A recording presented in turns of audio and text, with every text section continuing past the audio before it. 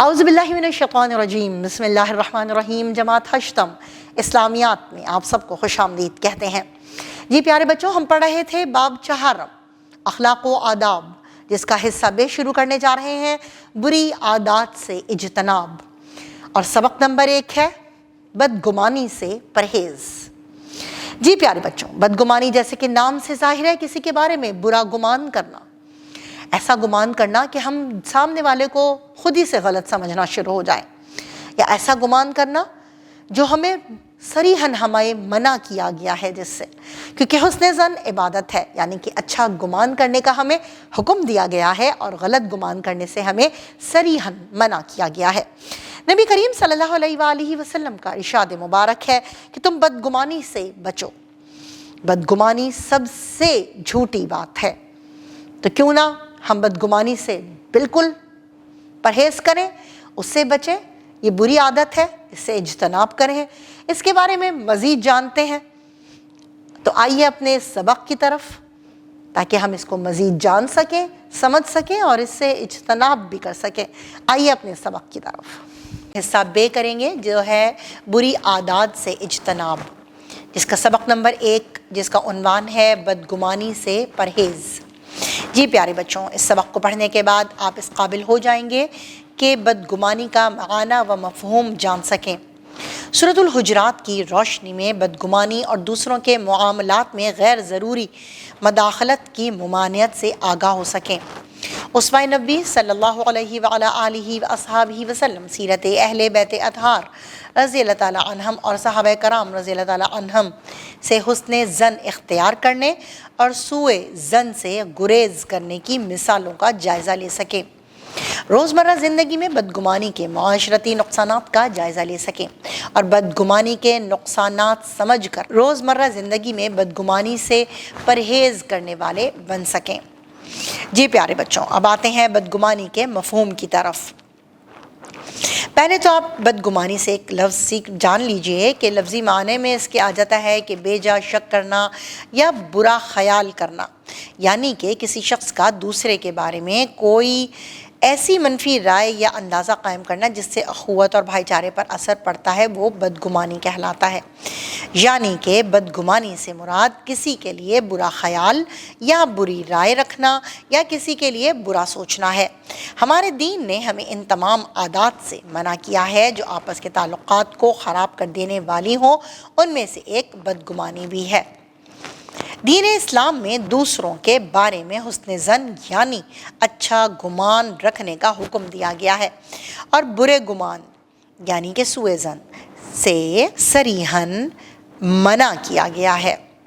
قرآن مجید، قرآن و حدیث میں ان تمام رویوں کی پرزور مذمت کی گئی ہے جو نفرت، کینہ، بغض، فتنہ، فساد اور باہمی تصادم کی راہ ہموار کرتے ہیں۔ بدگمانی کرنے والا دوسروں کے بارے میں برا سوچتا ہے اور اس کو لوگوں کے سامنے بے عزت اور رسوا کرنے کے لیے اس کے عیبوں کی تلاش میں مصروف رہتا ہے۔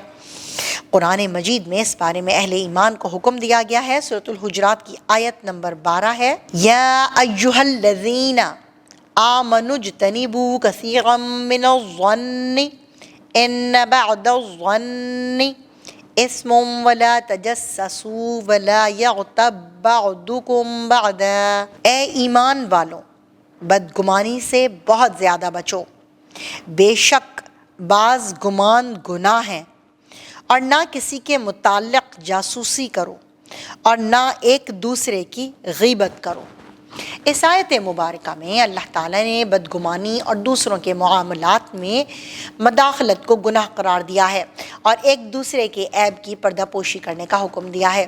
رسول اللہ خاتم النبیین صلی اللہ علیہ وعلیٰ آلہ واصحابہ وسلم نے فرمایا، مسلمانوں کے پوشیدہ معاملات کی کھوج نہ لگایا کرو۔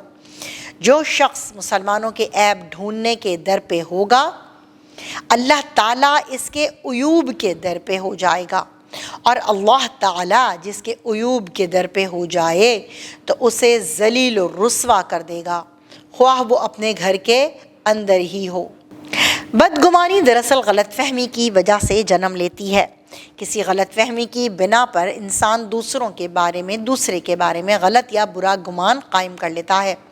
رفتہ رفتہ یہ گمان اس کے قول و فعل پر اثر انداز ہوتا ہے، وہ عملی طور پر ایسی حرکتیں کرتا ہے جس سے دوسروں کو تکلیف اور پریشانی ہو، وہ اپنی نفرت کے اظہار کے لیے دوسروں سے ناروا سلوک کرتا ہے، ہر وقت اسی کوشش میں اپنے آپ کو مصروف رکھتا ہے کہ دوسرے سے کوئی ایسی غلطی سرزد ہو جس کی بنیاد پر وہ اس کی ذلت و رسوائی کر سکے۔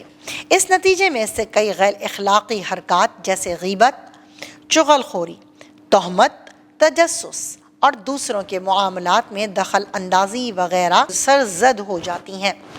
رسول کریم خاتم النبیین صلی اللہ علیہ وعلی آلہ واصحابہ وسلم نے بھی محض گمان کی بنیاد پر دوسروں کے بارے میں رائے قائم کرنے سے منع فرمایا ہے۔ یعنی پیارے بچوں، نبی کریم صلی اللہ علیہ وعلی آلہ واصحابہ وسلم نے اپنے طرز عمل سے حسن ظن کو فروغ دیا۔ آپ خاتم النبیین صلی اللہ علیہ وعلی آلہ واصحابہ وسلم کا ارشاد مبارک ہے، ایاکم والظن فإن الظن اکذب الحدیث، تم بدگمانی سے بچو، بے شک بدگمانی سب سے جھوٹی بات ہے۔ جنگ میں حضرت اسامہ رضی اللہ تعالیٰ عنہ کا سامنا دشمن کے ایک آدمی سے ہو گیا۔ اس نے حضرت اسامہ رضی اللہ تعالیٰ عنہ کو دیکھ کر کلمہ پڑھنا شروع کر دیا۔ حضرت اسامہ رضی اللہ تعالیٰ عنہ نے اس پر تلوار کا وار کیا اور اس کو قتل کر دیا۔ یہ خبر رسول کریم خاتم النبیین صلی اللہ علیہ وعلی آلہ واصحابہ وسلم تک پہنچی تو آپ خاتم النبیین صلی اللہ علیہ وعلی آلہ واصحابہ وسلم نے حضرت اسامہ رضی اللہ تعالیٰ عنہ سے فرمایا، اس نے لا الہ الا اللہ پڑھا لیکن پھر بھی تم نے اسے قتل کر دیا۔ حضرت اسامہ رضی اللہ عنہ نے عرض کیا، یا رسول خاتم النبیین صلی اللہ علیہ وعلی آلہ واصحابہ وسلم، اس نے موت کے ڈر سے لا الہ الا اللہ پڑھا تھا۔ اس پر آپ خاتم النبیین صلی اللہ علیہ وعلی آلہ واصحابہ وسلم نے فرمایا، تم نے اس کا دل چیر کر کیوں نہ دیکھ لیا کہ اس نے کلمہ دل سے پڑھا تھا یا نہیں؟ حضرت اسامہ رضی اللہ عنہ کہتے ہیں کہ آپ خاتم النبیین صلی اللہ علیہ وعلی آلہ واصحابہ وسلم بار بار یہی الفاظ دہراتے رہے تھے اور میں سوچ رہا تھا کہ کاش میں آج ہی اسلام قبول کرتا اور یہ غلطی مجھ سے نہ ہوتی۔ زندگی کے عام حالات میں ہمیں دوسروں کے بارے میں اچھا گمان رکھنے کی تاکید کی گئی ہے۔ جب تک مضبوط دلائل سے دوسروں کی غلطی ثابت نہ ہو جائے اسے مجرم نہیں سمجھنا چاہیے۔ اللہ تعالیٰ نے تمام انسانوں کو آپس میں محبت اور انس کرنے والا بنایا ہے، پھر ان کو پیار، محبت اور الفت کے ساتھ مل جل کر رہنے کی تعلیم دی ہے اور ایسی چھوٹی بڑی تمام باتوں اور کاموں سے منع فرمایا ہے جو ان کی باہمی محبت کو نقصان پہنچائیں۔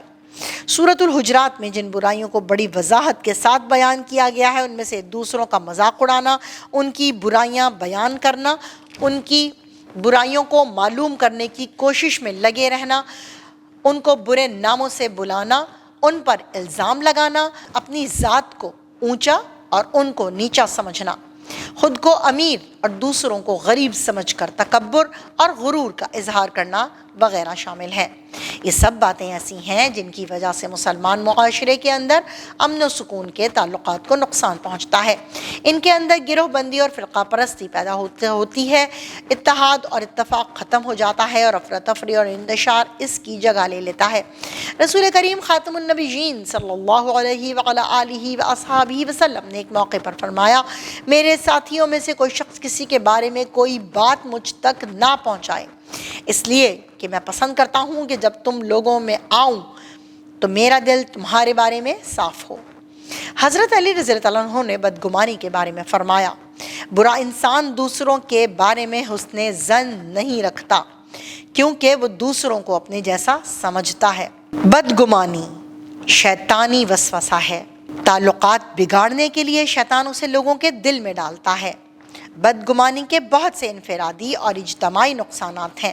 اس سے آپس میں بد اعتمادی کی فضا پیدا ہوتی ہے، لوگ ایک دوسرے کو شک کی نگاہ سے دیکھتے ہیں۔ یعنی کہ بدگمانی سے مراد کسی کے عیب تلاش کرنا، ایسی اخلاقی برائی جو کہ خاندان میں یا معاشرے میں بگاڑ کا سبب بنتی ہے۔ بدگمان شخص ہر وقت یہ سوچتا رہتا ہے کہ دوسرے اسے نقصان پہنچانے کے در پہ ہیں۔ یہ منفی سوچ اسے نفسیاتی عوارض یعنی کہ نفسیاتی بیماریوں میں مبتلا کر دیتی ہے۔ بدگمانی کی وجہ سے معاشرے میں بھائی چارہ، خلوص، محبت میں کمی آتی ہے اور نفرت پیدا ہوتی ہے۔ بدگمانی ایک ایسا عیب ہے جو انسان کے ہر کمال کو زوال میں بدل دیتا ہے۔ ہمیں چاہیے کہ ہم بدگمانی سے پرہیز کریں، دوسروں کے معاملات میں بیجا مداخلت سے گریز کریں، اپنے کام سے کام رکھیں، دوسروں کے بارے میں تجسس اور بدگمانی کی بجائے اپنی ذات پر توجہ دیں اور اپنے کردار کو سنواریں اور معاملات کو بہتر بنائیں اور اعلیٰ اخلاقی صفات کو اپنائیں۔ جی میرے پیارے بچوں، آپ نے سبق نمبر 1 بدگمانی سے پرہیز پڑھا۔ آپ نے یہ جانا کہ بدگمانی ایک شیطانی وسوسہ ہے جو کہ شیطان ہمارے دلوں میں ڈالتا ہے تاکہ ہم ہمارے معاشرے کو بگاڑ سکے، آپس کے تعلقات کو خراب کر سکے اور ہمیں نقصان پہنچا سکے، ہماری اخلاقی اقدار پر ضرب لگا سکے۔ اس سے ہم نے ضرور بچنا ہے اور اپنے چھوٹے بہن بھائیوں کو بھی اس کے بارے میں ضرور بتانا ہے۔ اسی اچھی بات کے ساتھ اپنے سبق کا اختتام کرتے ہیں اور مزید جاننے کے لیے ہمارے ساتھ ہی رہیے گا تاکہ ہم اس کی مشق کو اچھے طریقے سے کر سکیں۔ تب تک کے لیے اللہ حافظ۔